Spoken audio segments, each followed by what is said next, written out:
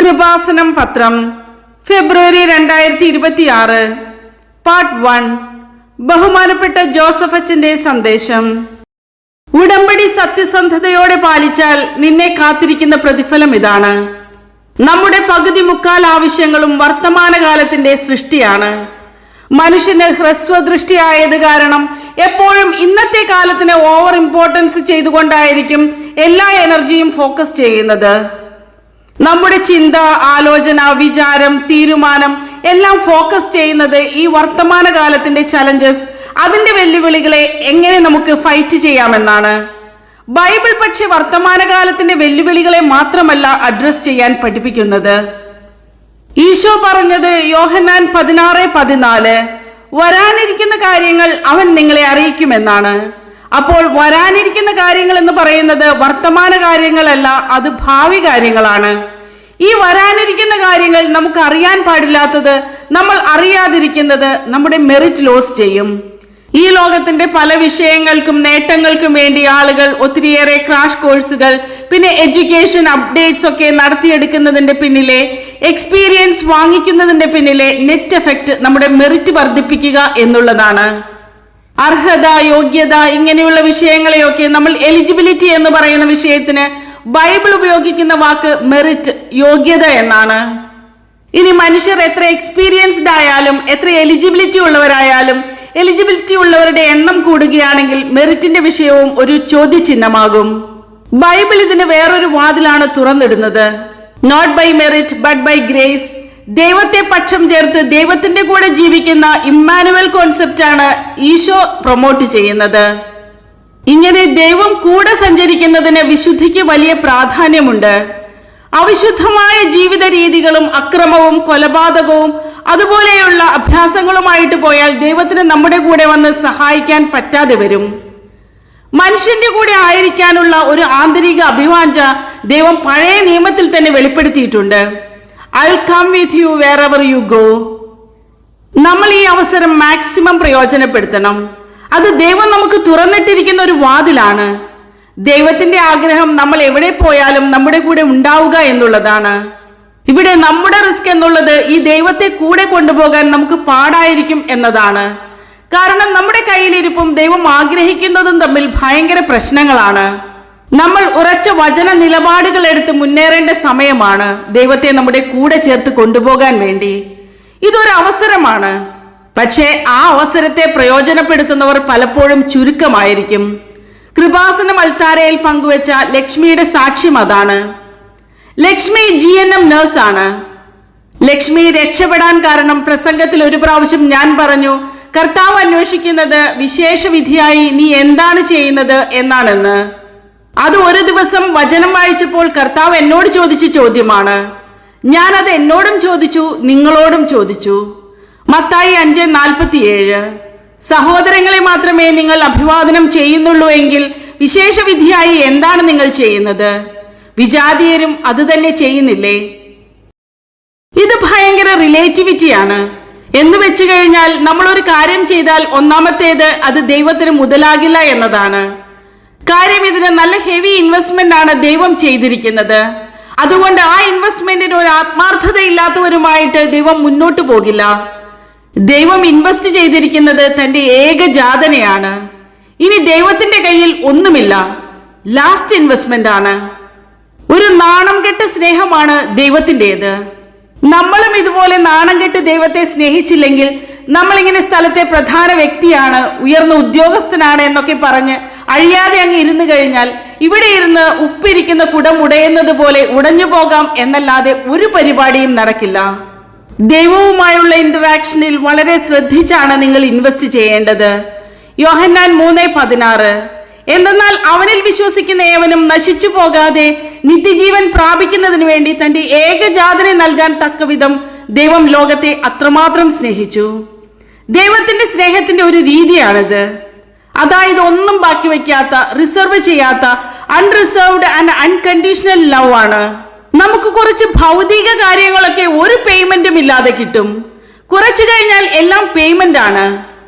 എന്ന് വെച്ചാൽ ഒരു 40% കാര്യങ്ങൾ ദൈവവുമായിട്ട് വലിയ പേയ്മെന്റ് ഇല്ലാതെ എല്ലാവർക്കും കിട്ടും.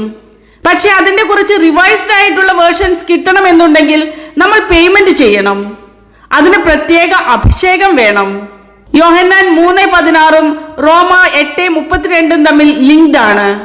റോമ 8:32 സ്വപുത്രനെ പോലും ഒഴിവാക്കാതെ നമുക്കെല്ലാവർക്കും വേണ്ടി അവനെ ഏൽപ്പിച്ചു തന്നവൻ അവനോടുകൂടെ സമസ്തവും നമുക്ക് ദാനമായി നൽകാതിരിക്കുമോ? ഇവിടെ അവനോടുകൂടി അല്ലാതെ നിങ്ങൾ അനുഗ്രഹം അടിച്ചു മാറ്റാൻ നോക്കണ്ട എന്നാണ് വചനം പറഞ്ഞു വെക്കുന്നത്. അപ്പോൾ ദൈവത്തിന്റെ പ്രയോറിറ്റിയിൽ ആദ്യം നൽകുന്ന അനുഗ്രഹം എന്താണ്? അവനാണ്. അവനോ അവന്റെ വചനത്തിനോ പ്രാധാന്യമില്ലാതെ ജോലി, വീട്, വിവാഹം എന്നൊക്കെ പറഞ്ഞു മാത്രം നടന്നാൽ നടക്കാമെന്നല്ലാതെ ദൈവത്തിന്റെ മുൻപിൽ നമുക്കൊരു വിലയും ഉണ്ടാകില്ല. ലക്ഷ്മിയുടെ പരീക്ഷകൾക്കെല്ലാം കർത്താവ് കൂടെ പോയി. പരീക്ഷ നടക്കുമ്പോൾ കമ്പ്യൂട്ടറിൽ സമയം കാണാൻ പാടില്ല. ഇനി എന്ത് സമയമുണ്ടെന്നും അറിയില്ല. പരിശുദ്ധ അമ്മയുമായിട്ട് എല്ലായ്പ്പോഴും സംസാരിക്കുന്നത് കാരണം അമ്മ എന്റെ കമ്പ്യൂട്ടറിൽ സമയം എന്തുമാത്രം ഉണ്ടെന്നറിയില്ല, എത്ര ക്വസ്റ്റ്യൻ ഉണ്ടെന്ന് പോലും എനിക്ക് മനസ്സിലാകുന്നില്ല, എനിക്ക് തലയ്ക്ക് വെളിവ് പോകുന്നു, എന്നെ ഒന്ന് സഹായിക്കണമേ എന്ന് അമ്മയോട് മനസ്സിൽ പറഞ്ഞപ്പോൾ ചാര ഡ്രസ് ഇട്ട് ഒരു ലേഡി ഉടനെ കയറി വന്നു. ഉടമ്പടിയിലെ കമ്മ്യൂണിക്കേഷൻ എന്ന് പറയുന്നത് ഭയങ്കര രസമാണ്. I will come with you wherever you go. നിനക്ക് എവിടെയാണ് ആവശ്യമെങ്കിലും അവിടെ ഞാൻ വരും എന്നാണ് ഇതിന്റെ അർത്ഥം. ആ ആയിരക്കണക്കിന് ആൾക്കാർ ഇരിക്കുന്ന എക്സാം ഹാളിലൂടെ ചാര ഡ്രസ് ഇട്ട് ഒരു ലേഡി കയറി വന്ന് കമ്പ്യൂട്ടറിൽ ടൈം കാണിച്ചു കൊടുക്കും. Only 20 minutes exist. നിനക്ക് 100 ചോദ്യങ്ങൾ എഴുതാനുണ്ട്. ഇത് പറഞ്ഞ് അവർ പോകും. അപ്പോൾ തന്നെ അവൾ പറഞ്ഞു, എന്റെ കാര്യം തീർന്നു. 100 ചോദ്യങ്ങൾ, എനിക്കാണെങ്കിൽ ഒന്നും മനസ്സിലാകുന്നില്ല. ഞാൻ ആകപ്പാട് ചെയ്തിരിക്കുന്ന പരിപാടി ഈ കേരളത്തിൽ നിന്ന് പോയിട്ട് ചെന്നൈയിലാണ് എക്സാം, അവിടം വരെ ഞാൻ ഉപ്പിട്ടിട്ടുണ്ടെന്നുള്ളതാണ്. വിശ്വാസ പ്രയോഗമാണത്. കർത്താവെ, എനിക്ക് മെറിറ്റ് ഇല്ല, ഞാൻ ആശ്രയിക്കുന്നത് നിന്റെ ഗ്രേസിലാണ്. അതാണ് സംഭവം. എനിക്ക് മെറിറ്റ് ഇല്ല, എന്റെ മെറിറ്റ് എന്ന് പറയുന്നത് നീയാണ് എന്ന് പറഞ്ഞ് ഇവിടെ നിന്ന് അവിടം വരെ ഉപ്പിട്ട് അവിടെ ചെന്നൈയിലും കൊണ്ടുപോയി ട്രെയിൻ ഇറങ്ങിയപ്പോൾ അവിടെയും ഉപ്പിട്ട് വിശ്വാസ പ്രമാണം ചൊല്ലി. അതൊരു വിശ്വാസ പ്രയോഗമാണ്, വിശ്വാസ പ്രഖ്യാപനമല്ല, വിശ്വാസ പ്രയോഗം. വിശ്വാസം എക്സ്പ്രസ് ചെയ്യുന്നത് 3 തരത്തിലാണ്. നമ്മുടെ വിശ്വാസത്തെ നമ്മൾ ശബ്ദങ്ങളും വാക്കുകളുമായിട്ട് കൺവേർട്ട് ചെയ്തിട്ട് ദൈവ തിരുസന്നിധിയിൽ സമർപ്പിക്കാം. ആ ഒരു പ്രക്രിയയ്ക്ക് നമ്മൾ പ്രെയർ എന്നാണ് പറയുന്നത്, പ്രാർത്ഥന എന്ന് പറയും.